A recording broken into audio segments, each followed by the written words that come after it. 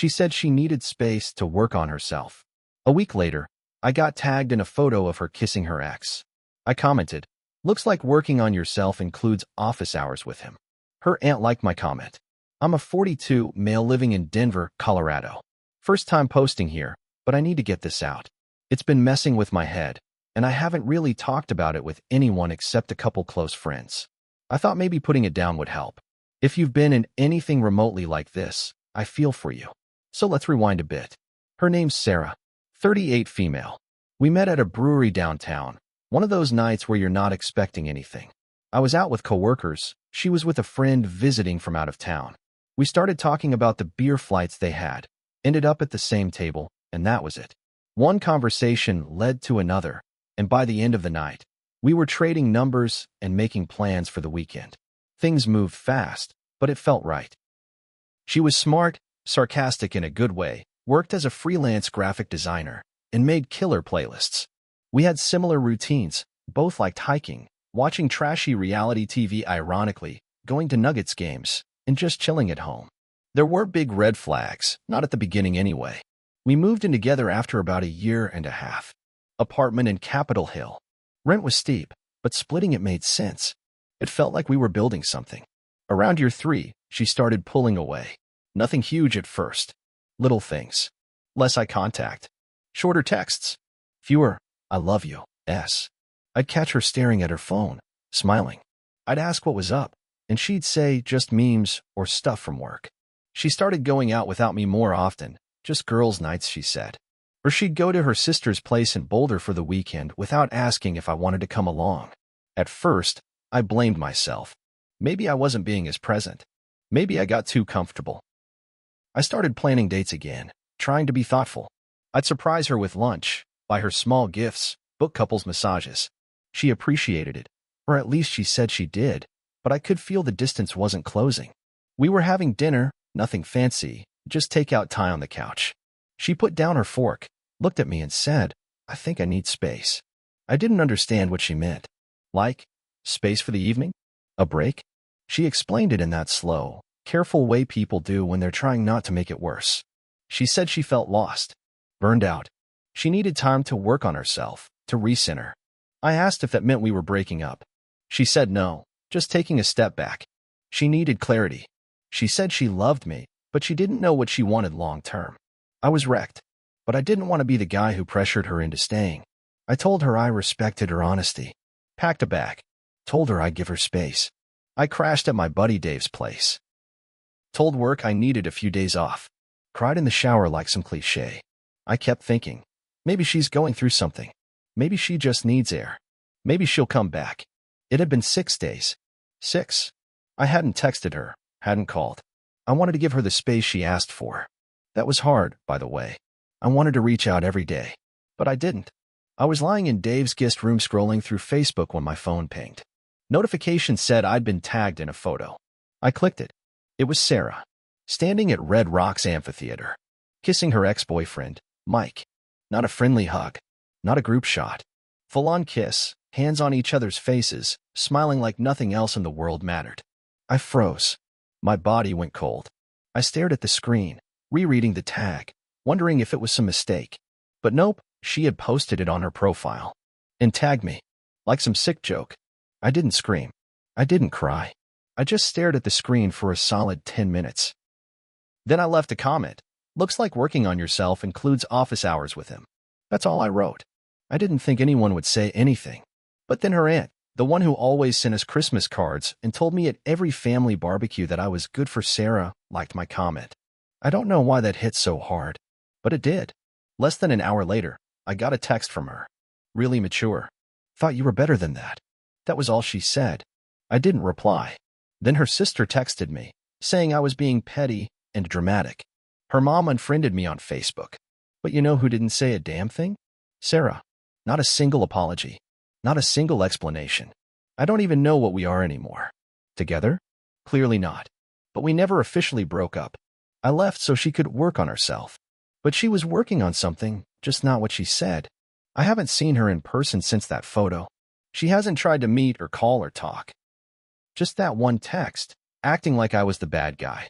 I feel like I was thrown out with the trash, while she rewound her life back to someone she used to love, someone who broke her heart, by the way.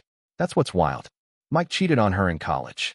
She cried for weeks, swore she'd never go back, said he was the biggest mistake of her life. I guess people forget their own words when they're chasing what feels familiar. Not sure what I'm supposed to do next. I'm just stuck in this limbo of feeling angry, embarrassed, heartbroken, and somehow guilty even though I didn't do anything wrong. I keep wondering how long she was talking to him. Was it before she asked for space? Did she already have the photo planned? Was I just a placeholder until she felt ready to run back to him? About a week after that Facebook photo, I was still at Dave's place. I was trying to keep busy, but let's be real, I was spiraling. Couldn't eat. Couldn't sleep right. Every time I closed my eyes, I saw that photo. Her arms around him. Her mouth on his. That stupid Red Rocks sunset in the background. One night, Dave came home from work and tossed a piece of mail on the counter. "Dude, this came to the apartment," he said. Looked important. Insurance or some crap. I opened it without thinking. Just junk. But it got me wondering about the rest of my mail. So I went back to the apartment the next day. I had a key. She hadn't asked for it back. I wasn't trying to snoop. I just needed to grab some stuff, mail, my winter coat, a couple tools I left in the closet. I thought she'd be out. She usually worked from coffee shops. But I was wrong. When I unlocked the door, I heard her voice. At first, I thought she was talking to someone, Mike maybe, and my stomach clenched. But when I walked in, I saw her sitting at the kitchen table on a Zoom call. She jumped when she saw me. "Jesus, you scared me," she said, muting her laptop. "I texted you," I said. Didn't get a reply. "Just here for my stuff." She nodded. "Yeah, sure. Take whatever." I went straight to the closet. But while I was digging for a jacket, her laptop pinged. Loud enough that I heard it from the other room. Then it pinged again. And again. Now, I swear on everything, I wasn't trying to check her messages. But curiosity? It's like a drug when your heart's broken. I stepped back into the room. The laptop screen was still unlocked. And right there, open in the corner, was a Slack conversation. Not work. Not casual. Just plain messy. I didn't read the whole thread. But one line hit me like a truck. He finally left. "We can stop pretending now." My vision blurred. My ears rang. I don't even remember grabbing my stuff. I just remember her looking up at me, realizing what I saw, and her face going pale. "You weren't supposed to see that," she said. I didn't answer. I just walked out. A few days passed. I went full no contact. Blocked her on everything. I needed space from the circus. Then I got a message on Instagram from someone I didn't recognize. The name was Rachel M4. Her message said, "You don't know me, but I think we need to talk. I'm Mike's girlfriend." Yeah, girlfriend. Turns out Sarah wasn't just cheating on me. Mike was cheating on Rachel too. We hopped on a call. Rachel sounded tired, worn down. She told me she and Mike had been together for almost 2 years. He had proposed last fall, with a ring and everything. She'd had no clue about Sarah until that photo blew up on Facebook. She saw it and lost it. She confronted him, and he told her it was a slip. One-time thing. She didn't buy it. She dug through his phone while he slept. That's how she found out it wasn't just one kiss. It had been going on for months. And not just emotional. Full-blown affair. Sarah and Mike had been meeting up secretly. Weekend art shows, work trips, late-night stress drives. It was all code. Months. That means while she was still telling me, "I love you," she was sneaking off to him. While she was laying in bed next to me, she was texting him. While she was saying she needed space, she already had a plan to leave. I asked Rachel why she was telling me all this. She said, "Because you deserve the truth. And because I thought you should know she wasn't just breaking your heart." That night, I sat in my car in the Target parking lot for 2 hours, just staring at the wheel, thinking about every lie, every fake excuse. I remembered the time she went to a branding conference in Austin. Turns out Mike had a gig there that weekend. I paid for half that trip. The next morning, Dave shook me awake. "Dude, you need to see this." He handed me his phone. Sarah had posted on Instagram a long, emotional post with a black and white photo of her holding a wine glass. Caption was, "Growth is messy. Healing is never linear. Sometimes we hurt people while finding ourselves." I take full accountability. The comments were full of people saying things like, "You're so brave. So proud of you for being honest. Ignore the haters." Do you? She never mentioned my name. Never mentioned Mike. Just vague poetic words about healing. She turned her betrayal into a self-help post. It's like I was never a person, just a placeholder while she figured out if she wanted her past back. I've been replaying it all in my head, trying to find the moment where I missed something obvious, trying to remember when the person I loved turned into someone I don't even recognize. She said she needed space to work on herself. Turns out that space was already booked. About a week after the Instagram post, things started quieting down. Or so I thought. I stopped checking her socials, stopped replaying old texts. I was really trying to move on. Dave convinced me to go back to the gym with him. I even signed up for a painting class. Something to get my mind off everything. Then, one night around 10 p.m., I got a call from a number I didn't recognize. I almost didn't answer, but I did. "Is this Adam?" the woman asked. "Yeah, who's this?" "My name's Jen. I don't know how to say this, but I think you and I were dating the same person." My blood ran cold. Not 2, 3. Sarah, Rachel, and Jen, the woman on the phone. She lived in Littleton. Met Mike on Hinge. She had no idea about Sarah, no idea about Rachel. She'd been seeing him casually for months. They'd been on weekend trips together, Breckenridge, Taos, and he even met her family once. She found out after she Googled his name. Why? Because he left his laptop open while he was in the shower. And she noticed he had like 5 different email addresses, all slightly different, like a man with too many hats. She said she saw the same photo I did, the one at Red Rocks, while snooping through his Facebook under one of his alt accounts. "He told me she was just a friend," Jen said. But she looked like more than a friend. She dug deeper. Found my name in a few old photo comments. Found Rachel's name too. She connected the dots. Then she called me. Mike was playing all of us. I told Jen everything I knew. She filled me in on her end. We talked for almost 2 hours. It wasn't even about revenge or exposing him. It was just 2 people trying to piece together a story that didn't make sense. I asked her, "What are you going to do?" She said, "Nothing. He's not worth another second." A few days later, Rachel messaged me again. "You're not going to believe this," she said. "Sarah and Mike, they're engaged." I laughed. Out loud. Thought she was joking. But she sent me the screenshot. Sarah's Instagram again. A shiny ring, some wildflowers in the background, her caption saying, "Sometimes the path to love is unexpected."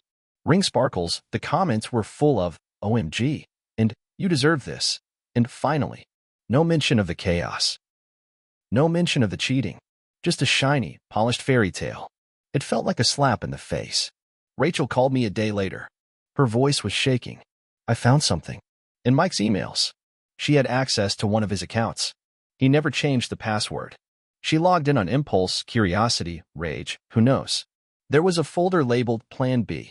Inside were screenshots of old messages. From Sarah. From me. From Rachel. Even from Jen. He had been collecting them. Keeping receipts.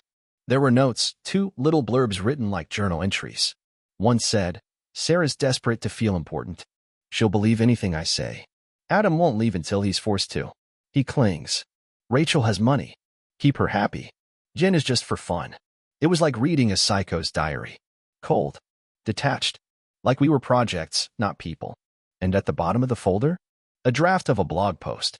Titled, "The Art of Emotional Management." He was writing a self-help book. I'm sitting on all this. Every message, every screenshot. Every piece of proof that this guy manipulated all of us like chess pieces. Sarah's engaged to him, pretending none of it ever happened. She called me toxic. Said I was immature.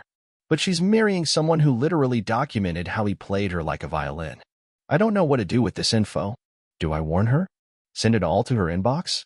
Or let her figure it out herself? Part of me thinks she knows, and she just doesn't care. Maybe she wants the illusion more than the truth.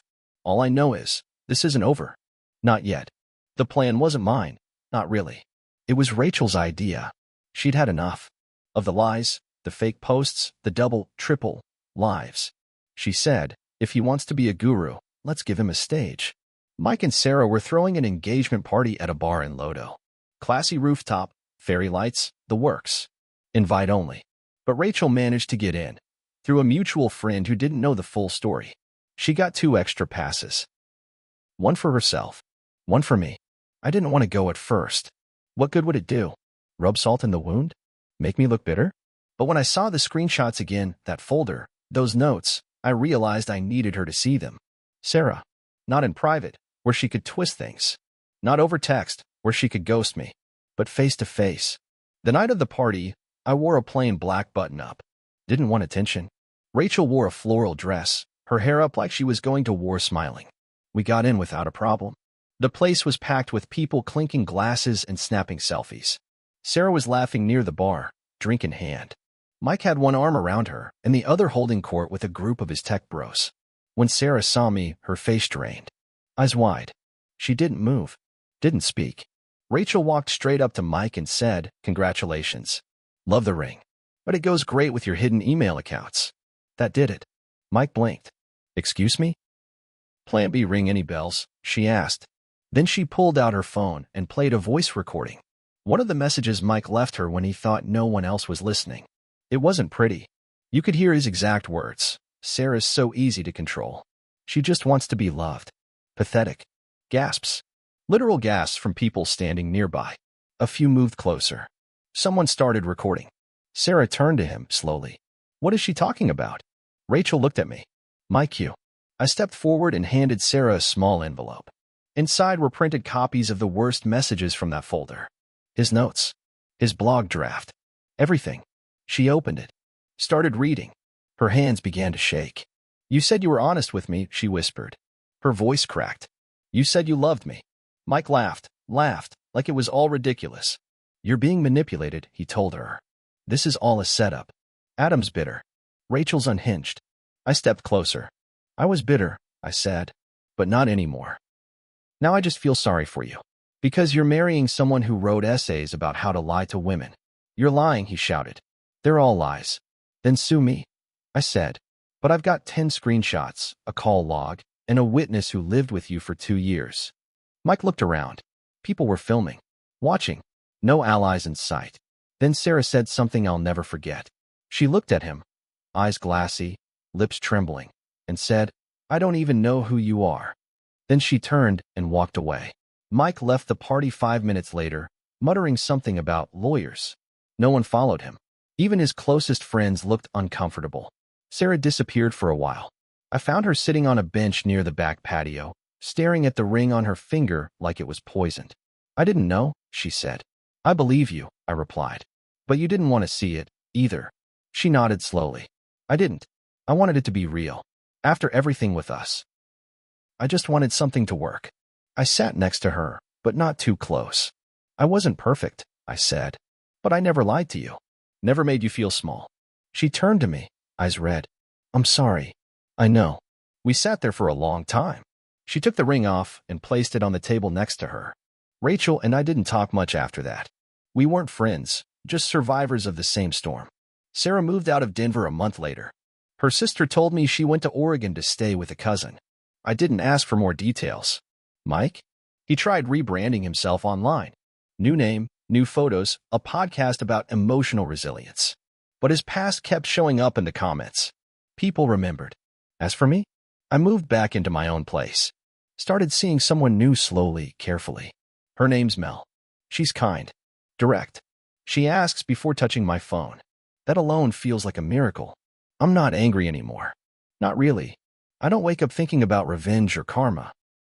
I don't stalk Sarah's profiles or check if Mike's podcast got shut down. I think about me. What I allowed. What I ignored. What I learned. People say love blinds you. Maybe. But I think sometimes we blind ourselves. We want so badly for something to work that we tape over the cracks and hope the whole thing doesn't collapse. But it did. And I'm still here. Not healed, but honest.